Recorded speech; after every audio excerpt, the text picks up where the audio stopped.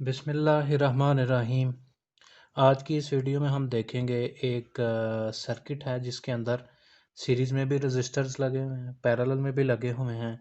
तो इनका हम इक्विवेलेंट रजिस्टर निकालेंगे।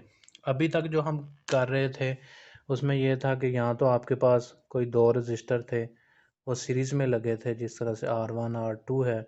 तो हम कह देते हैं कि ये इक्विवेलेंट होता है एक equal register R1 plus R2 के। तो ये हम कह रहे थे सीरीज़ में लगे हैं तो रजिस्टर ऐड अप हो जाते थे। इसी तरह अगर कोई दो रजिस्टर पैरेलल में लगे होते थे तो हम कहते थे ये एक इक्विवेलेंट रजिस्टर बनेगा, और उसका हम फार्मूला लिखते थे 1/RP 1/R1 और प्लस 1/R2। इसी तरह से जितने भी होंगे वो ऐड अप होते जाएंगे, उनका रेसिप्रोकल।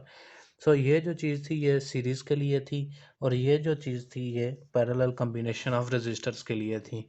लेकिन अभी हमारे पास एक ऐसी सिचुएशन आई है जिसके अंदर कुछ रजिस्टर आपस में सीरीज़ में हैं, कुछ आपस में पैरेलल में हैं। इस तरह के कम्बिनेशन को जब हमने सॉल्व करना है, सॉल्व करने का मतलब ये है कि ये एंटायर कम्बिनेशन किसी एक रजिस्टर के इक्वल होगा। ये जो होगा इसे हम कहते हैं आर इक्विवेलेंट, इस एंटायर रजिस्टिव नेटवर्क का, जिसके अंदर सीरीज़ में लगे हैं रजिस्टर, पैरेलल में लगे हैं। इनको जब इक्विवेलेंट एक रजिस्टर बनाएंगे तो वो इस तरह से एक रजिस्टर होना चाहिए। लेकिन इसके अंदर एक इशू है। इशू ये है कि हम रजिस्टर जो उनसे वो कैलकुलेट किस तरफ से करना शुरू करें, या हम इस तरफ से शुरू करें या हम इस तरफ से शुरू करें। तो इसके लिए सबसे जो इसका रूल है कि आपने रेजिस्टेंस जब कैलकुलेट करनी है तो हमेशा आपने ये देखना है कि सोर्स किस तरफ लगी है, और सोर्स से जो फारदेस्ट एंड है, जो उसके दूर वाला एंड है, वहाँ से आपने शुरू करना है। सो रूल ये है कैलकुलेट, या ये कह लें ऑलवेज कैलकुलेट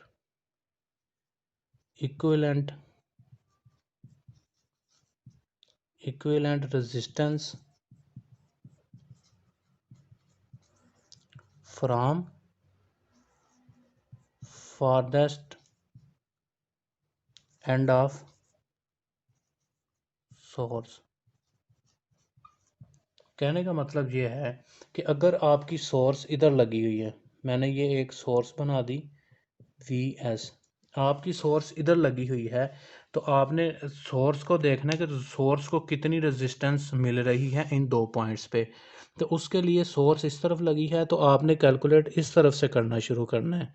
लेकिन अगर एक ऐसी सिचुएशन है कि सोर्स आपकी इस तरफ नहीं लगी हुई, और ये आपका यहाँ से एक नेटवर्क शॉर्ट है, और सोर्स आपकी इस तरफ लगी हुई है, तो आपने क्या करना है, सोर्स इस तरफ है और ये सोर्स वाली साइड है, आपने इसका फार्दर स्टैंड देखना है। फार्दर स्टैंड मतलब दूर वाला, तो दूर वाली साइड ये वाली है, तो आपने रेजिस्टेंस कैलकुलेट करनी है इस तरफ से, और आपने रेजिस्टेंस देखनी है इन पॉइंट्स के ऊपर फिर आएगी आपके पास जब आप इस तरफ से कैलकुलेट करेंगे। So always calculate equivalent resistance from the farthest end of source. Source अगर इस तरफ लगी है तो इक्विवेलेंट रेजिस्टेंस इस तरफ से कैलकुलेट करना शुरू करनी है, और अगर आपकी जो सोर्स है वो इस तरफ लगी हुई है, ये सोर्स लगी है, तो आपने रेजिस्टेंस का जो फारदेस्ट एंड है वो ये वाला बनेगा, तो आपने रेजिस्टेंस इस तरफ से कैलकुलेट करना शुरू करनी है। तो अभी हम इस सिनेरियो के अंदर हमें जो इक्विवेलेंट रेजिस्टेंस चाहिए वो इन दो पॉइंट्स के दरमियान चाहिए। ठीक है, इन दो पॉइंट्स के दरमियान हमें आर इक्विवेलेंट चाहिए। अभी हमें इन दो पॉइंट्स के दरमियान चाहिए, तो हम इसका मतलब है इससे जो फारदेस्ट एंड है, जो ये वाला पॉइंट है, ये सेक्शन, इधर से हम शुरू करेंगे रेजिस्टेंस को कैलकुलेट करना, और इस तरफ को हम मूव करेंगे रेजिस्टेंस कैलकुलेट करते हुए। तो सबसे पहले हमने देखना है कि जो ये रजिस्टर है 30 ओम का, ये आप देखें तो पैरेलल में लगा हुआ है 10 ओम के। 30 ओम का रजिस्टर पैरेलल में लगा हुआ है 10 ओम के। तो मैं जो इतना सेक्शन है इसका सबसे पहले इक्विवेलेंट निकालता हूँ। तो वो क्या होगा, ये मैंने उससे उस सर्किट को थोड़ा अलग कर दिया, ये इस तरह से, ये 30 ओम, ये 10 ओम। इसका इक्विवेलेंट क्या होगा, 1/RP 1/10 प्लस 1/30। और जब इसको मैं कैलकुलेट करूँगा तो ये मेरे पास आएगा, जब कैलकुलेट करेंगे तो ये हमारे पास नीचे एलसीएम में 30 और ऊपर 3 + 1 = 4/30। 4/30 को जब मैं यहाँ से ये कुछ इस तरह से बनेगा, 1/RP = 4/30। यहाँ से जब RP की वैल्यू निकालूंगा तो ये आएगा 30/4, जो कि आ जाएगा रफली 7.5 ओहम्स के। सो हमने ये जो दो रजिस्टर थे, जो ये वाला सेक्शन था जो आपस में पैरेलल थे 30 और 10 ओहम, जब इसका पैरेलल कॉम्बिनेशन लिया तो वो एक रजिस्टर के इक्वल आए। जो इसकी वैल्यू थी, इनका पैरेलल हमने लिया, वो एक रजिस्टर आया जिसकी वैल्यू निकली 7.5 ओहम। सो हम क्या करेंगे कि हम ये दो रजिस्टर हम इक्वल हो गए एक रजिस्टर के जिसकी वैल्यू अब होगी 7.5 ओहम के।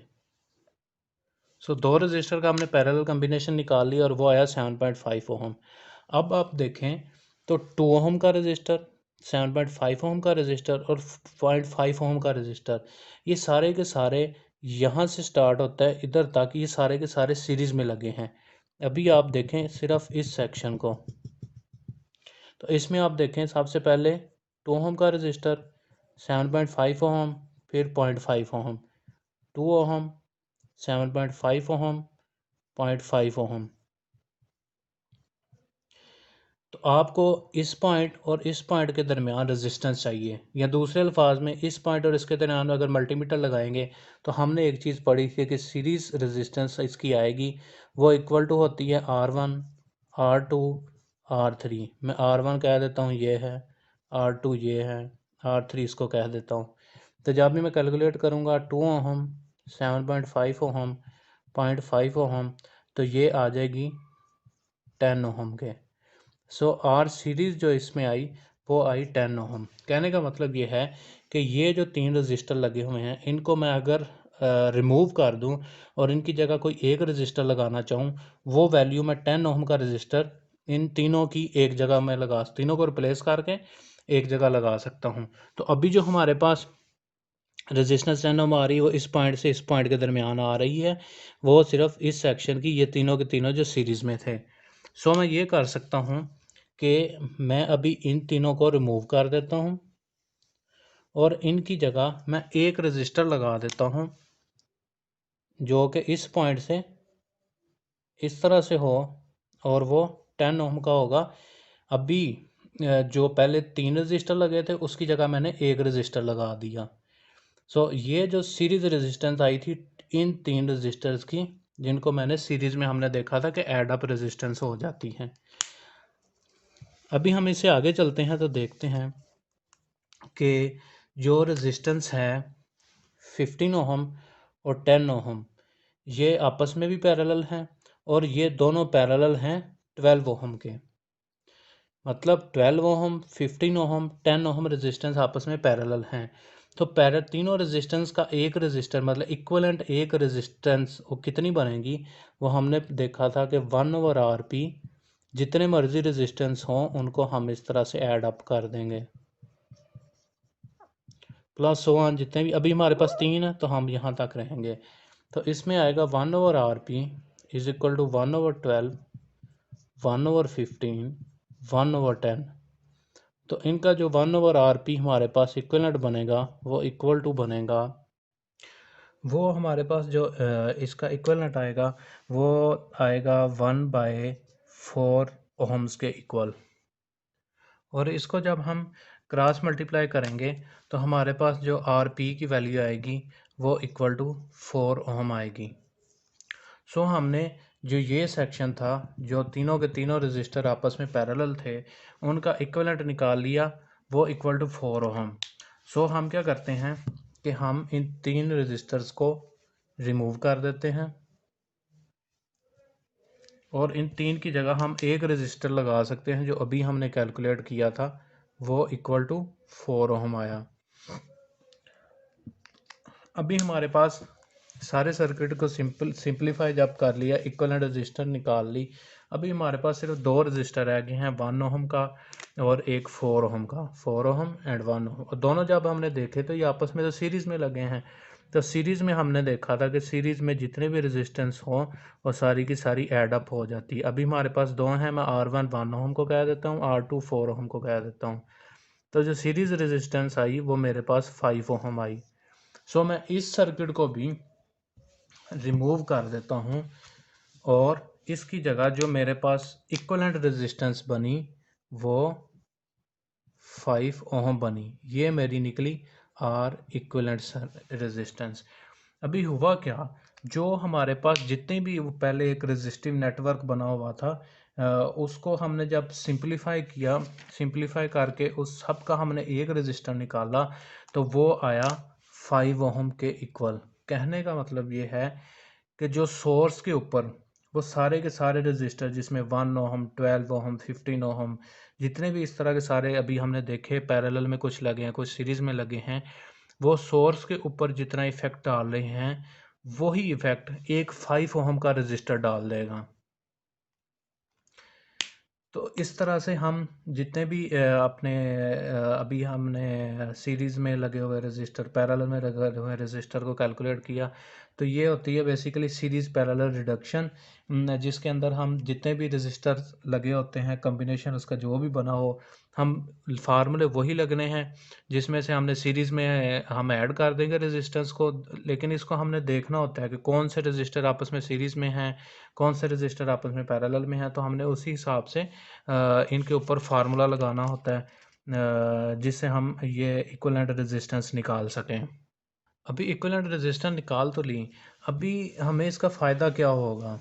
फ़ायदा ये हुआ कि हम अगर वही जो सर्किट था उसके साथ let's suppose for a while मैं उसके साथ एक वोल्टेज सोर्स लगा देता हूँ जिसको मैं कहता हूँ कि ये लेट्स सपोज 15 वोल्ट की है, 15 वोल्ट का एक सोर्स लगा दिया और ये मेरे पास जो रेजिस्टेंस आई थी ये आर इक्विवेलेंट आई थी सारे उस सर्किट की। तो अभी क्या होगा, मैं देखता हूँ कि ये सोर्स को कितना करंट देना पड़ेगा। तो हमें पता है V is equal to I R, I is equal to V over R. So I कितना निकलेगा 15 डिवाइडेड बाई 5, 3 एम्पेयर। आई कितना आ गया 3 एम्पेयर। कहने का मतलब ये है कि वो जो अभी हमने सारे सर्किट को सॉल्व करके 5 ओहम की रेजिस्टेंस निकाली थी वो 15 वोल्ट वाले सोर्स से 3 एम्पेयर करंट को ड्रा करेगा मतलब वहाँ से 3 एम्पेयर करंट लेगा। तो हमने उसी को बजाय हम उसकी कम्प्लेक्स कैलकुलेशन करते हर नोड पे वोल्टेज करंट और निकालते फिर बताते कि टोटल करंट इतना गुजरेगा, हमने उसकी इक्विवेलेंट रेजिस्टेंस निकाल ली और उसके बाद हमने देख लिया कि वोल्टेज हमारे इतने हैं तो हमने उससे निकाल लिया कि इसके अंदर जो करंट गुजरेगा वो 3 एम्पेयर का गुजरेगा।